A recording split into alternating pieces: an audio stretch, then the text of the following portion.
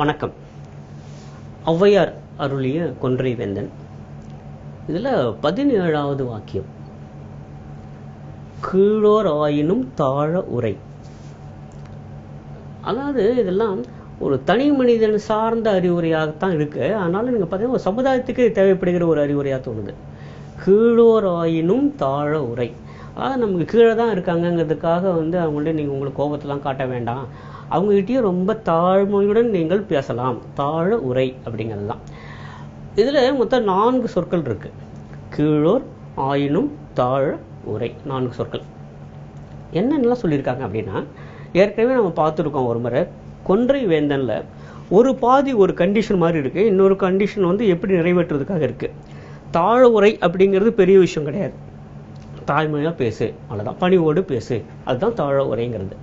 இந்த பணிவோடு பேசுங்கிறது ஒன்றும் பெரிய விஷயமே இல்லை. எல்லாரும் பணிவாக தான் பேசுவாங்க உலகத்தில். யாருக்கிட்ட பேசுகிறாங்க அப்படிங்கிறத மிக முக்கியம். நீங்கள் யோசிச்சு பாருங்களேன், ஒரு கடைநிலை ஊழியன் அந்த அலுவலகத்தில் இருக்கக்கூடிய மிக உயர்ந்த அதிகாரிகிட்ட வேறு எப்படி பேசுவான்? பணிவோடு தான் பேசுவான், வேறு எப்படி பேசவே முடியாது. சரிங்களா? மிக நிச்சயமாக யோசிச்சு பாருங்களேன். ஒரு கடைக்காரர், கடை உரிமையாளர், அவர்கிட்ட ஒரு பணியாளர் வேலை செய்கிறான் அந்த கடையில், பொட்டலம் பறிச்சு கொடுக்க வேலை வச்சுங்களேன். இப்போது இந்த பொட்டலம் பறிச்சு கொடுக்குறவர் வயசில் பெரியவராக இருப்பார். இந்த கடை உரிமையாளர் ஒரு வேலை வயசில் கம்மியாக கூட இருக்கலாம். ஆனாலும் கூட யாரிடம் பணிவாக பேசுவாங்க பாருங்க? பொட்டலம் பறிச்சு கொடுக்குற பெரியவர் தான் இந்த கடை உரிமையாக இருக்கக்கூடிய இளைஞர்கிட்ட பணிவாக பேசுவாங்க. சரிங்களா? ஆக இந்த பணிவுடன் பேசுவதுங்கிறது எல்லார்கிட்டயுமே இருக்கு. ஆனால் யாருக்கிட்ட யார் பேசுறாங்கன்னு வைக்குதான் அந்த பணிவுங்கிறது மாறுது, வேற ஒண்ணுமே இல்லை. இப்போ ஒரு ஆசிரியர் ஒரு மாணவனிடம் எப்படி பேசுகிறார், ஒரு மாணவன் ஒரு ஆசிரியரிடம் எப்படி பேசுகிறான் பாருங்களேன். 2 பேருமே பேசிக் கொள்கிறார்கள். ஆனால் யாரிடம் நீங்கள் பணிவை எதிர்பார்க்க முடியும்னா மாணவனிடம் பணிவு. அப்படியே இருந்தது ஒரு காலத்துல, தமிழகத்துல. இப்போ அப்படிதான் இருக்கும், ஒரு நம்பிக்கை இருக்கு. மாணவன் ஆசிரியர்கிட்ட பேசுகிற போது பணிவாக பேசுவான் அப்படின்னு நம்ம எதிர்பார்க்கிறோம். ஆக இந்த நிலை சார்ந்து மாறுபடுகிறது. கீழே இருக்கிறவர்கள், தாழ்ந்த நிலையில் இருக்கிறவர்கள், மேலே இருக்கக்கூடிய நிலையில் இருக்கிற பார்க்கிற போது பணிவாக பேசுகிறார்கள் அப்படி பார்க்க போனோம். ஆனா இதை மாத்துறாங்க ஔவையார். இதை மாற்றி சொல்லுங்கள், கீழோர் ஆயினும் தாழ உரை. கீழோர் எப்படி இருந்தாலும், கீழோருங்கிறது சமுதாயத்தை மட்டும் வச்சு சொல்லலை, பொருளாதார அடிப்படையிலையோ இல்லை சமூக அடிப்படையிலையோ அல்லது வேற எந்த ஒரு அடிப்படையோ வச்சு மட்டும் சொல்லலை. பொதுவாகவே இந்த 2 நிலைகள் இருக்கிற பேசுகிற போது இப்போ 2 பேர் இருக்கணும் இல்லையா? 2 பேர் பேசுகிறோம், 2ம் சமநிலையில் இருக்கிற போது ஒருவருக்குள்ள பணிந்து பேச வேண்டும் ஒரு அவசியம் இல்லாமல் போய்விடுகிறது. அப்போதும் அவசியம் வேண்டும், அப்போதும் அதுக்கான அவசியம் இருக்கிறது. அதை தான் இப்போ பார்க்க போகிறோம். ஆனாலும் கூட யார் மேல் மட்டத்தில் இருக்கிறார்களோ, யார் அதை விட கீழே இருக்கிறார்களோ, இந்த 2 மட்டத்தில் இருக்கிற பார்க்கிற போது பொதுவாக கீழே இருக்கக்கூடியவர்கள் பணிவாகத்தான் பேசுவார்கள். ஆனால் மேலே இருக்கிறவர்கள் கீழே இருக்கிறவர்களை பார்த்து பணிவோடு பேசுவதில்லை. இங்கதான் மாத்துறாங்க ஔவையார்.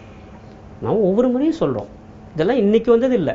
பல நூற்றாண்டுகளுக்கு முன்பு தமிழ் மொழியில இது மாதிரியான சிந்தனைகள்லாம் இருக்குன்னு போதே நமக்கு ரொம்ப ஆச்சரியமா இருக்கு. இது மாதிரியான 2 நிலைகளிலே கீழோராயினும் தாழ உரை அப்படின்னா, அவர்கள் கீழே இருக்கக்கூடியவர்களாக இருந்தாலும் கூட பணிவுடன் பேசு அப்படிங்கிறதான் முக்கியம். ஆக தாழ உரைங்கிறது முக்கியம் இல்லை, முதல் பாதி தான் மிகவும் முக்கியம். கீழோராயினும் தாழ உரை. கீழோராக இருந்தாலும் பரவாயில்லை, அவர்களிடமும் நீங்கள் பணிவுடன் தான் பேச வேண்டும்.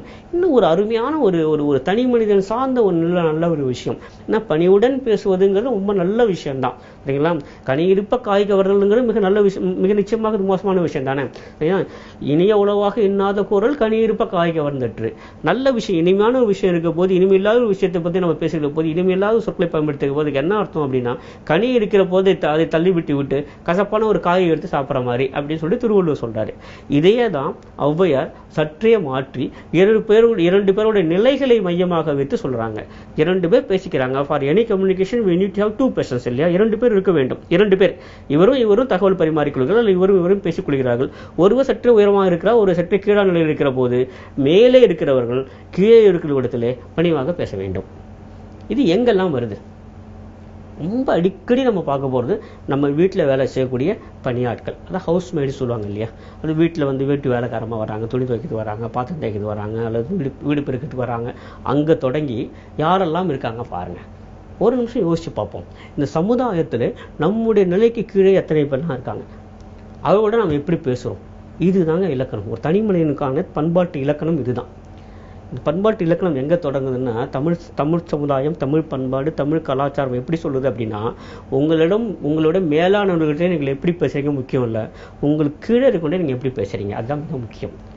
இதுதான் இந்த இலக்கண வரம்பு அப்படிதான் சொல்லுது. ஆக கீழோரிடத்திலும் யார் தாழ்மையாக உரையாடுகிறார்களோ, அவர்களிடம் யார் பணிவுடன் பேசுகிறார்களோ, அவர்கள் தான் உண்மையிலேயே மனித நாகரிகத்தின் அடிப்படை கூறு தெரிந்திருக்கிறதுங்கிறது தான் கொன்றை வேந்தெல்லாம் அவையா சொல்றது. ஆக கீழோராயினும் தாழ உரை.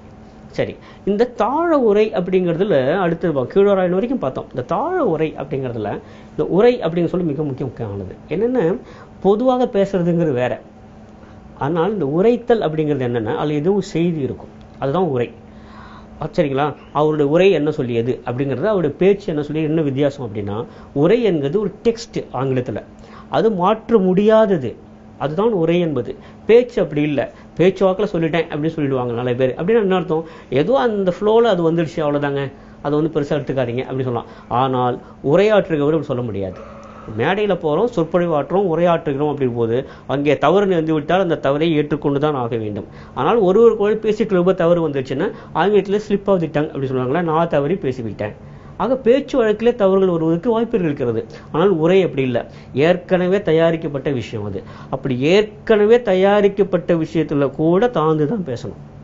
நமக்கு தெரியும் ஏற்கனவே யாரை பார்த்து பேசுகிறோம், நம்ம விட கீழோரை பார்த்து தான் பேசுகிறோம், அப்போது கூட தாழ்ந்து தான் பேசணும். எந்த மாதிரியான விஷயம் பாருங்க, உரை அப்படிங்கிற சொல். தாழ பேசு அல்ல, தாழ உரை. உரைத்தல் அப்படின்னா என்ன அர்த்தம், ஏற்றாலும் ஒரு கமாண்ட் இருக்கு, அதில் ஒரு உத்தரவு இருக்கிறது, இதுதான் செய்யணும், ஒரு கட்டளை இருக்கிறது. அது மாதிரியான பேச்சை கூட மிகவும் தாழ்ந்த துணியில சொல்லுங்கள், மிகவும் பணிவான முறையில் சொல்லுங்கள். இது எனக்கு பண்ணு, இது எனக்கு செய்ய, இது உடனே வா, நாளைக்கு இதை பண்ணு எல்லாம் சொல்றாங்க இல்லையா. அது சொல்லுகிற போது கூட பணிவாக எல்லாரும் ஏற்றுக்கொள்ளக்கூடிய மென்மையான விஷயத்திலே சொல்லணும் அப்படிங்கிறது.